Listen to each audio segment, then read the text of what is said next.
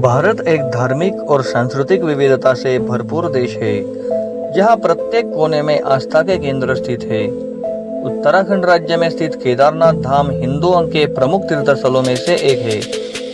यह 4 धामों में से एक है और भगवान शिव को समर्पित 12 ज्योतिर्लिंगों में शामिल है। केदारनाथ यात्रा केवल एक धार्मिक यात्रा नहीं, बल्कि एक आध्यात्मिक और साहसिक अनुभव भी है। वर्ष 2025 में केदारनाथ यात्रा पहले से अधिक व्यवस्थित और तकनीकी रूप से सुसज्जित हो गई है। केदारनाथ मंदिर भगवान शिव को समर्पित है और इसे आदि शंकराचार्य ने 8वीं शताब्दी में पुनर्निर्मित किया था। यह मंदिर समुद्र तल से लगभग 3583 मीटर की ऊंचाई पर स्थित है। मान्यता है कि महाभारत के युद्ध के पश्चात पांडव अपने पापों के प्रायश्चित हेतु भगवान शिव के दर्शन करना चाहते थे। भगवान शिव उनसे रुष्ट होकर केदारनाथ में छिप गए और बैल का रूप उन्होंने धारण किया। पांडवों ने जब उन्हें पहचान लिया तो उन्होंने भूमिगत होने की कोशिश की। उसी समय भीम ने उनका कुबड़ पकड़ लिया और वही स्थान आज केदारनाथ मंदिर के रूप में पूजित है। केदारनाथ यात्रा हर वर्ष अक्षय तृतीया से शुरू होती है और भाई दूज अक्टूबर-नवंबर तक चलती है। 2025 में यात्रा की शुरुआत 6 मई से हो गई है। इस समय उत्तराखंड में मौसम अनुकूल होता है। हालांकि मई-जून में बर्फबारी और अक्टूबर-नवंबर में ठंड अधिक हो सकती है। सबसे अच्छा समय यात्रा के लिए मई से जून और सितंबर से अक्टूबर के बीच माना जाता है, क्योंकि जुलाई-अगस्त में भारी वर्षा और भूस्खलन होने की संभावना रहती है। केदारनाथ पहुंचने के लिए कई विकल्प आपके पास है। उनमें से अगर आप हवाई मार्ग से यात्रा करना चाहते हैं तो आपको निकटतम हवाई अड्डा जॉली ग्रांट एयरपोर्ट देहरादून है।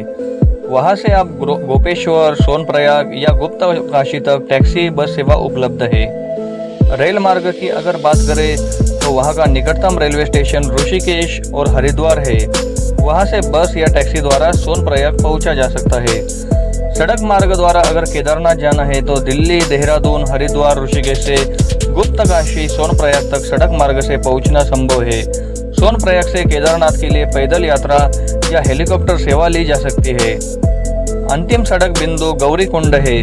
वहां से केदारनाथ तक लगभग 16 से 18 किलोमीटर की चढ़ाई पैदल करनी पड़ती है।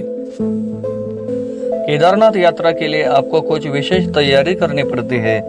उनमें से एक है ऑनलाइन पंजीकरण, जो उत्तराखंड सरकार की आधिकारिक वेबसाइट या मोबाइल ऐप से रजिस्ट्रेशन अनिवार्य है। इसमें आधार कार्ड, वैक्सीन सर्टिफिकेट और हेल्थ डिक्लेरेशन की आवश्यकता होती है। दूसरा है स्वास्थ्य परीक्षण। ऊंचाई पर जाने से पहले स्वास्थ्य परीक्षण कराना आवश्यक है। बीपी, हृदय रोग और अस्थमा के मरीजों को विशेष सावधानी बरतनी चाहिए।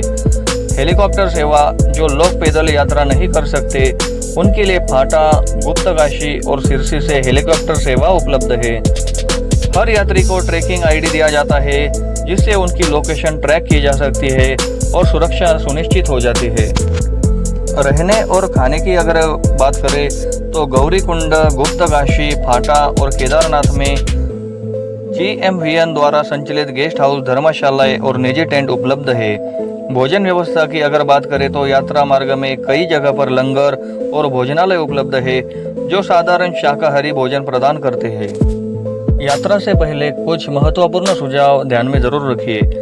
ऊंचाई की वजह से ऑक्सीजन की कमी होती है, इसलिए यात्रा से पहले वॉकिंग, योग और श्वास व्यायाम जरूर करें।